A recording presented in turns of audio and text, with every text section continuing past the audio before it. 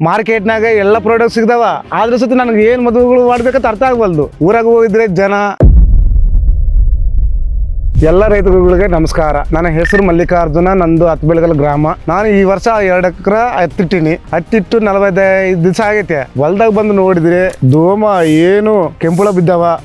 ಏನು ಫ್ರೈ ಮಾಡ್ಬೇಕಂತ ಅದು ಅರ್ಥ ಆಗ್ಲಿಲ್ಲ.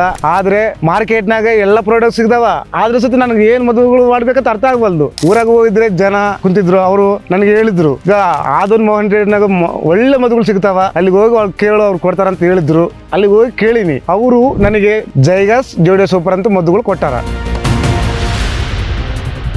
ತಗೊಂಡು ಬಂದು ಫ್ರೈ ಮಾಡೀನಿ. 4-5 ದಿವಸ ಆದ ಮೇಲೆ ಹೊಲ್ದಾಗ ಬಂದು ನೋಡಿನಿ.